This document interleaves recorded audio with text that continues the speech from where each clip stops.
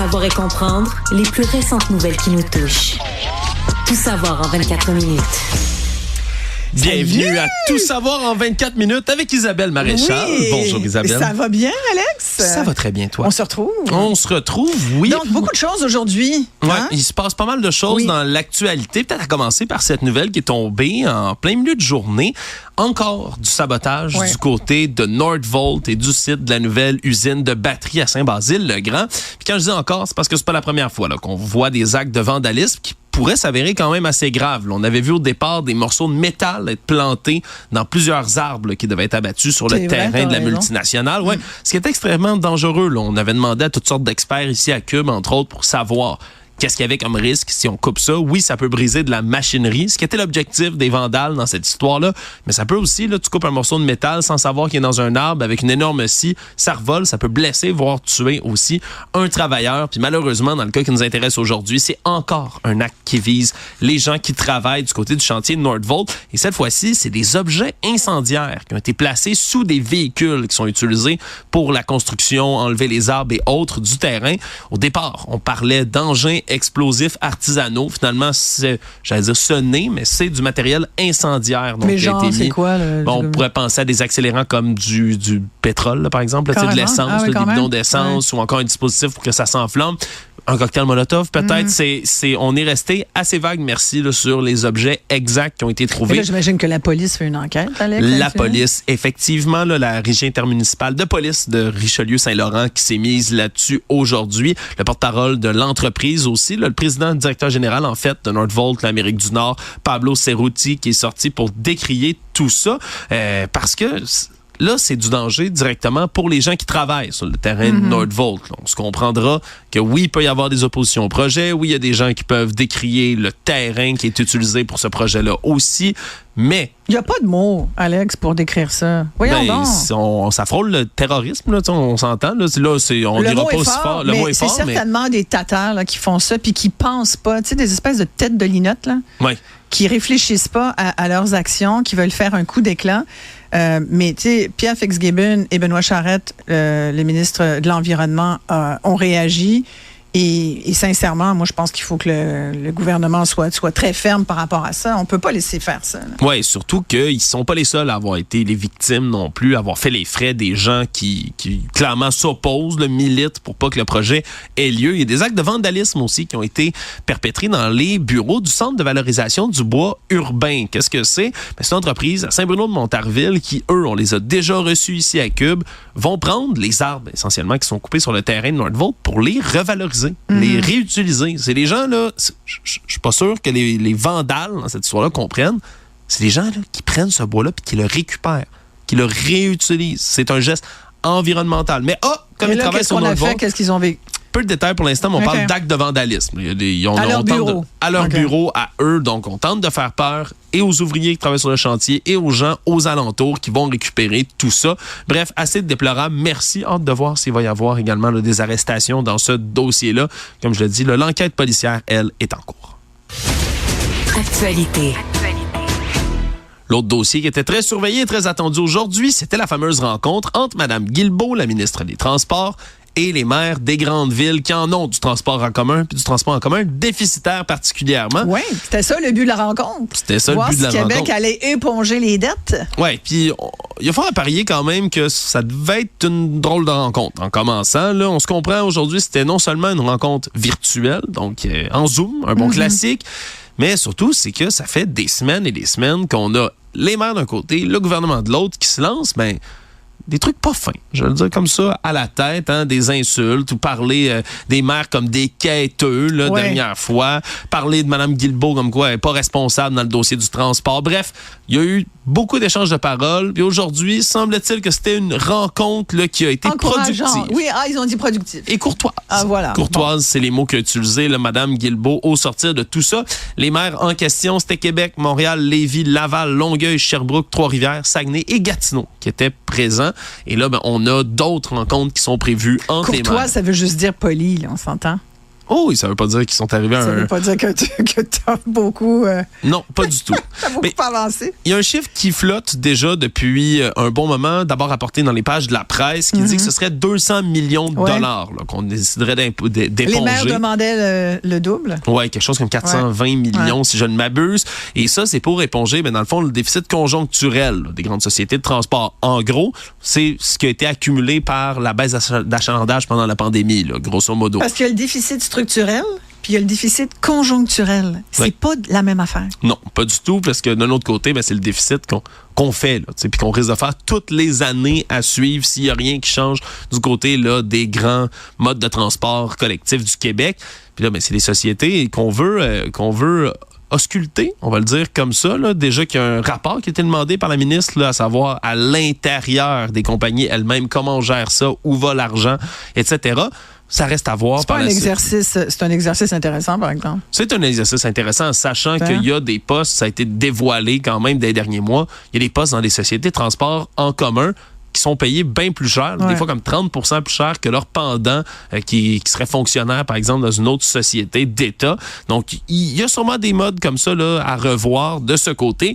Et ça va être d'autres rencontres qui vont être effectuées en Mme Guilbeault individuellement avec d'autres maires par la suite pour voir exactement combien. Mais aujourd'hui, semble-t-il qu'on n'a pas parlé de montant exact avec les maires. Donc, c'est une situation qui est à suivre puis qui est importante, je pense, pour l'avenir du transport collectif clairement. au Québec. Ouais. On a besoin de réfléchir à ça, là, Isabelle, à la manière dont on opère nos systèmes maintenant en 2024. Complètement. Puis en même temps, moi, je trouve ça quand même déplorable. Par exemple, qu'à Montréal, on ait choisi d'augmenter. On dit, on va pas enlever des services. On ne peut pas enlever des services. Ça, c'est hors de question. Mais en même temps, on augmente les tarifs. Oui, constamment.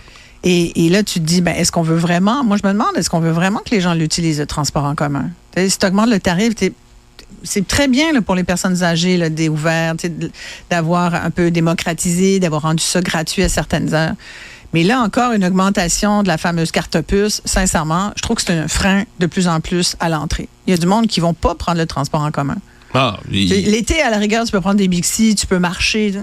Mais l'hiver, je trouve qu'il y a quelque chose qui marche pas dans la prise de décision. Oui, puis je vais aller plus loin. J'ai eu l'occasion de m'entretenir, évidemment, là, avec des gens qui travaillent pour des sociétés de transport, entre autres la STM à Montréal. Là, je les nommerai pas, bien évidemment. Ils m'ont parlé sous le couvert de l'anonymat, mais qui m'expliquent qu'un autre dossier, puis peut-être celui-là, il va falloir réfléchir, là, j'en sens l'air. Le fait qu'il y ait beaucoup de gens, particulièrement dans les autobus, dans les métros, qui ne payent pas, tout simplement, qui vont rentrer, qui vont sauter des clôtures pour le métro. Il y en a toujours eu, il va continuer à en avoir constamment. Mais dans les autobus, là, un autobus qui a 2 portes, les gros autobus accordéon, porte d'en arrière, tu es censé taper ta carte. Qui surveille ça? Personne. Semble-t-il que c'est quelque chose qui se répète et se répète et se répète possible. encore. Puis le pauvre conducteur devant, pensez-vous que c'est lui qui va faire la police? Non, surtout qu'ils ont la consigne de ne pas empêcher personne de rentrer en passant. Même si la personne ne paye pas, le chauffeur ne peut rien faire. Il doit hausser les épaules puis espérer, prier pour qu'il y ait un contrôleur de la STM qui rentre après puis qui finisse par pincer la personne. Donc, peut-être des pistes comme ça de choses à revoir éventuellement dans le transport en commun. Il y a une époque, il te donnait des contraventions. Direct, hein? Dans le métro, là, par exemple. Et théoriquement, ils le font encore. Théoriquement, ils le font encore. Ouais. Mais moi, j'ai vu 2 contrôles dans toute ma vie. Je pense qu'ils ont d'autres chats à fouetter, là, en ce moment. Oui, surtout dans le métro de Montréal, mettons. Quelque chose. Savoir et comprendre, tout savoir en 24 minutes. Sinon, on continue d'anticiper de manière négative le 1er juillet, la date butoir des déménagements qui s'en vient bientôt. Parce qu'aujourd'hui, là, dans les pages de nos collègues du Journal de Montréal, on s'est penché véritablement sur la crise du logement, sur la manière dont ça va impacter, bien évidemment, les gens qui se cherchent actuellement un logement, mais même les propriétaires aussi. Puis c'est vraiment ça qui retient beaucoup d'attention, c'est de voir à quel point, même si t'es proprio, que t'as accédé là, au logement, mais que c'est pas une situation qui est simple économiquement, juste au niveau des taxes municipales, des taxes scolaires, à quel point ça a augmenté. Moi, j'ai fait le saut, Isabelle. Je suis évidemment pas propriétaire en ce moment. L'accès à la propriété pour ma génération est assez difficile. Merci. Mais là, une augmentation sur un an, moyenne de 227 $ de taxes municipales à Montréal sur un an. C'est-tu monde, c'est complètement cinglé? Ben, écoute, c'est sûr que c'est une pression pour certaines personnes. Il y en a que ça dérangerait moins, mais ça a déjà été plus que ça aussi. Mais c'est surtout que c'est chaque année. Régulièrement, tu as des augmentations de taxes, puis c'était juste ça, mais il y a tout le reste. Beaucoup le coût des matériaux aussi. Puis on dit aux gens, faut faire des rénovations, il faut l'entretenir, ta maison. Oui, pas le choix. Hein? On s'entend. C'est ça qui coûte cher aussi. Oui, des dépenses... Mais sincèrement, la plus grosse pression pour les propriétaires, c'est les taux hypothécaires. Oui. C'est les taux hypothécaires. Écoute, c'est pas compliqué. Quelqu'un aujourd'hui qui a une hypothèque à taux variable a payé le double l'année dernière en intérêt que l'année précédente. Là. Oui, c'est des pressions qui sont... Et ça, c'est la Banque du Canada. Je pense qu'aujourd'hui, tout le monde le sait que la Banque du Canada a exagéré dans sa politique monétaire là, pour freiner l'inflation. On est allé comme 2 augmentations minimum trop loin. Là, aujourd'hui, quand est-ce qu'ils vont baisser les taux? Juste donner de l'air aux gens. Mais moi, ce qui m'étonne, c'est quoi? J'ai une amie qui, dernièrement, a mis sa maison en vente à Longueuil parce qu'elle s'est acheté quelque chose un peu plus loin pour avoir un peu plus grand, avoir du terrain. Elle a eu 59 visites, 17 offres d'achat en surenchère. Ah, mais Et elle a fini par avoir 90 000 $ de plus parce que les gens sont prêts. Parce que c'est une maison dans les 450 000 $. C'est rare, là. Oui, wow. C'est très rare. Fait qu'elle a eu tellement de monde. Mais tu sais, quand on dit, le marché immobilier, ça s'est calmé, les gens ont moins d'argent, ils font attention. Non. Ah, non. Non, les gens cherchent activement des maisons abordables parce qu'ils se disent, écoute, c'est ça où je vais peut-être dormir dans mon auto éventuellement si je trouve rien. Là. Ce qui est une histoire littéralement racontée dans les pages du journal. Complètement. Et qu'on voyait pas au Québec avant, Alex. On voyait ça, c'était aux États-Unis. Tu sais, pendant la dernière crise, en 2008, 2018. Ouais. Les gens dormaient dans leur voiture. C'est quelque chose qu'on voit beaucoup plus chez nos voisins du Sud parce qu'il y a d'énormes disparités. Puis chez nous, c'est comme une société plus égalitaire. Ça nous coûte assez cher. Ouais, supposément, là, on va se le dire comme ça. Mais c'est le 1er juillet aussi. Là, on parle beaucoup de propriétaires, locataires également. Là, dans les dernières semaines, on en voit là, des logements. Là, un beau 4,5 à 1 600 $. Wouhou! Il y a quelque chose comme 70 personnes dehors qui attendent pour visiter ça à un prix qui, il y a quelques années, aurait fait hérisser le poil sur le bras des gens à Montréal. Vraiment, le 1er juillet, là, on le dit, puis on le dit à chaque année, ça va être une date catastrophique. Mais là, on voit la vague arriver, le tsunami s'en vient, puis malheureusement, on semble un peu Et impuissant. c'est pour ça qu'il faut plaider pour du logement abordable et qu'on construise rapidement, sans trop couper les coins ronds pareil, quand même, là, mais qu'on construise, qu'on se donne les moyens de donner des logements abordables aux gens. Là. C'est le nerf de la guerre, c'est l'offre et la demande. Quand il n'y a pas de logement, ben, c'est difficile de loger les gens. Ouais. Tout savoir en 24 minutes. Ça, je t'avoue que ça a piqué ma curiosité aujourd'hui, Isabelle, des chercheurs de l'Université Laval, des jeunes chercheurs. Puis on s'entend, on est dans les idées, on est dans les hypothèses, quelque chose qu'on veut appliquer, mais qui viennent de commencer à travailler sur le projet de changer le groupe sanguin j'ai du vu sang. ça. Puis là, on se comprend. Pas changer votre groupe sanguin à vous. Il n'y a personne qui va vous injecter quoi que ce soit pour modifier votre sang. C'est bon que tu le précises.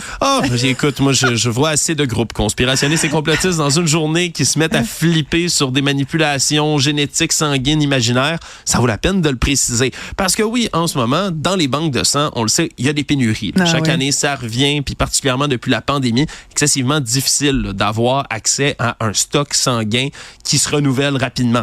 Et évidemment, ça irait beaucoup mieux si on pouvait tous avoir le O négatif comme groupe sanguin. Donneur universel. Le donneur universel, parce que c'est pas une majorité de la population, là, c'est 1 sur 10, malheureusement, qui a ce groupe sanguin-là. Mais on veut s'attaquer du côté de ces 12 jeunes chercheurs à l'Université Laval, justement, à cette catégorie de sang, là. Être capable, en gros, de transfuser du sang de n'importe qui à n'importe qui. Là. C'est vraiment leur projet. Quoi déjà? Ils l'ont expliqué un peu. C'est les antigènes à la surface des globules rouges. Là, parce que si on les modifie, c'est les antigènes de ceux qui vont donner votre groupe sanguin. Là, on les évalue comme ça. Mais si on est capable de le modifier, on pourrait faire du sang O négatif avec n'importe quel groupe sanguin. Évidemment, en passant là, dans une espèce de grosse machine biochimique. Là, on appelle ça un bioréacteur. Faire une espèce de... presque un sentier avec le sang qui me permettrait de modifier tout ça. Je ne suis pas un expert, bien évidemment, mais je t'avoue... Mais c'est fascinant. Mais j'ai été étonnée parce qu'à la fin de l'article, je lis, là, ils sont occupés à d'autres choses, fait qu'ils ont comme un peu laissé ça de côté. Je dis, voyons... Je pense que ça prend des fonds, ça prend du temps, puis ça prend beaucoup de recherche. Je suis sûr qu'il y a quelqu'un qui devrait les encourager à financer ça. Ça devrait, parce que là, on s'entend, ça bénéficierait pas juste au Québec, mais évidemment dans l'ensemble du monde. Donc, on va suivre ça. Des ingénieux créatifs. On va suivre ça avec attention. Ouais. Tout savoir en 24 minutes.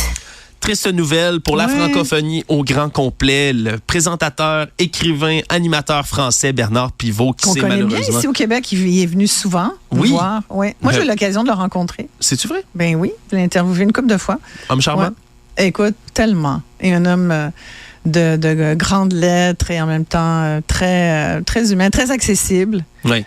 Ben, c'est une légende, sincèrement. C'est une légende qu'on perd aujourd'hui, 89 ans dans la région parisienne. C'est sa famille qui a annoncé le tout.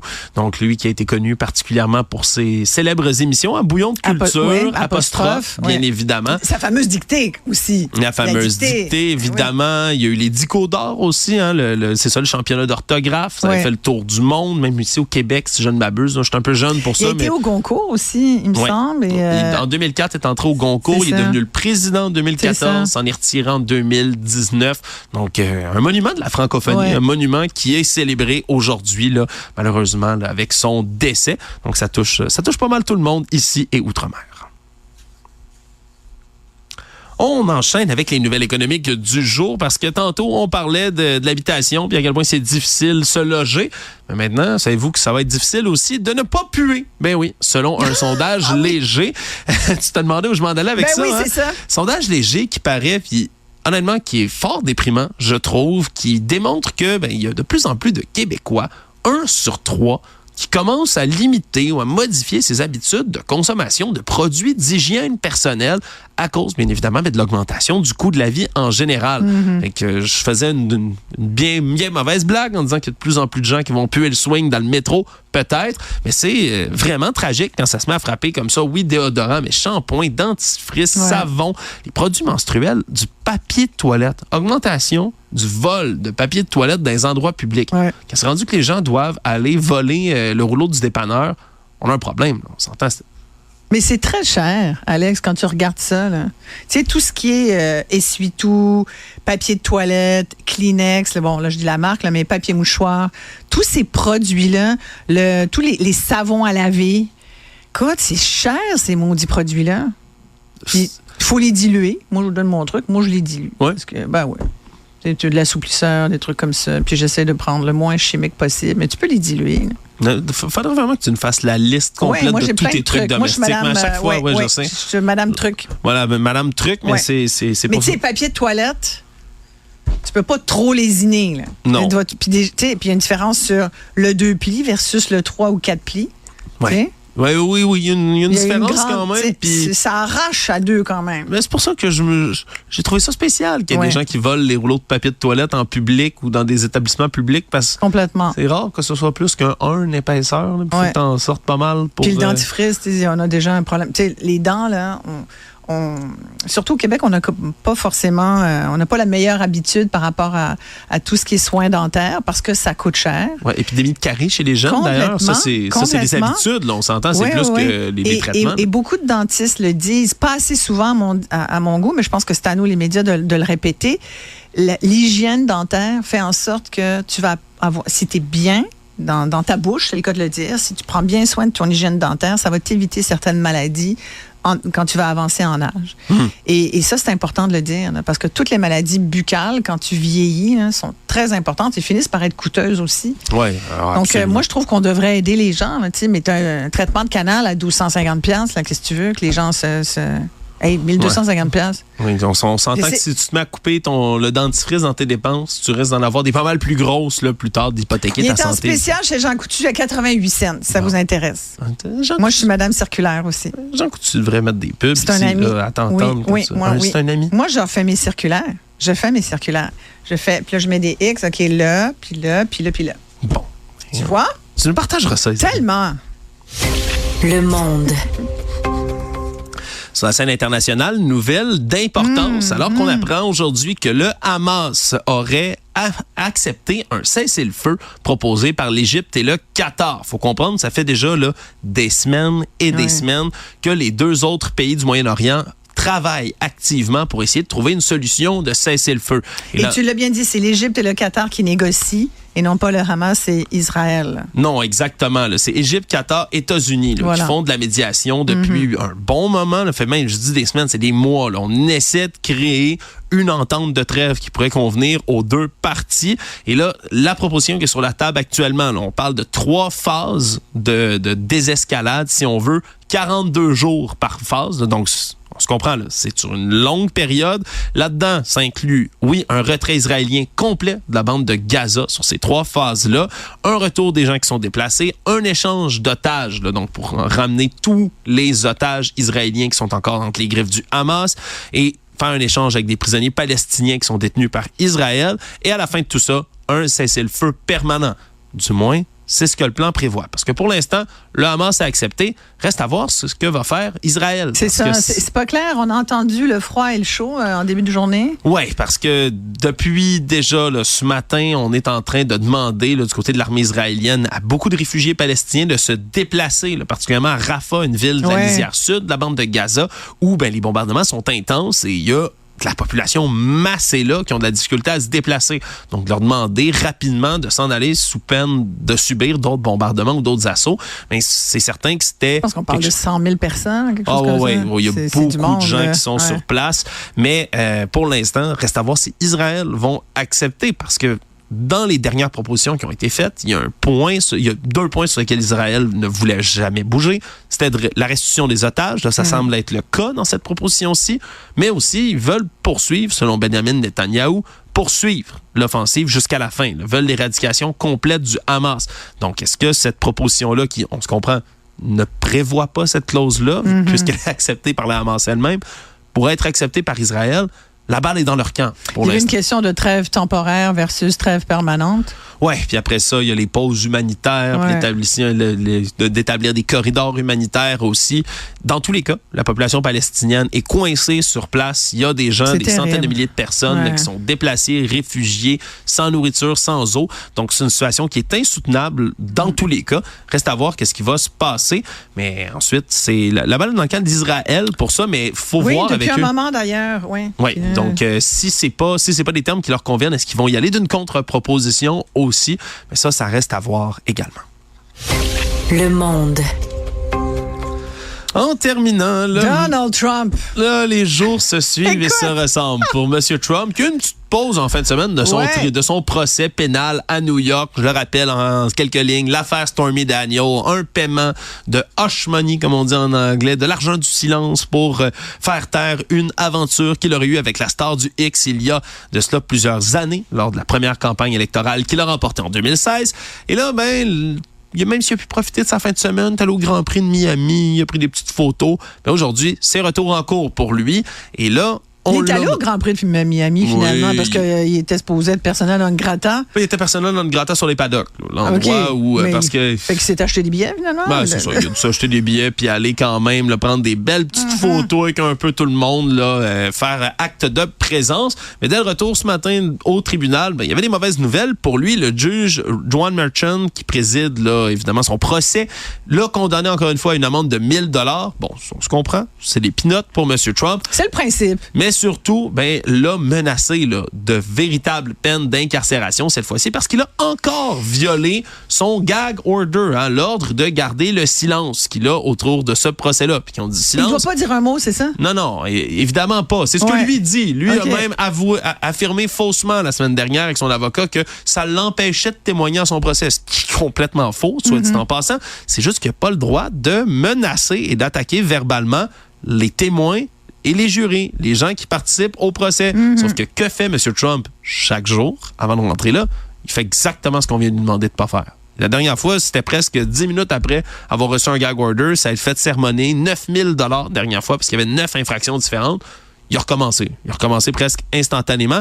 Là, cette fois-ci, c'est une nouvelle entrevue dans laquelle là, il critiquait la rapidité de sélection du jury en disant que c'était vraiment louche qu'on ait réussi à constituer un jury aussi rapidement que ça dans le cadre de son procès. Puis ça, c'est un gros non, encore une fois. C'est la deuxième fois quand même que le juge le menace d'une peine de prison. Est-ce que cette fois-ci, ça pourrait être la bonne s'il recommence? Parce que, selon ce qu'on a vu jusqu'à date, il pourrait bien recommencer. Ça reste à voir, Isabelle. Et voilà, tout savoir en 24 minutes. Et c'est mission accomplie. Mon Dieu, que j'ai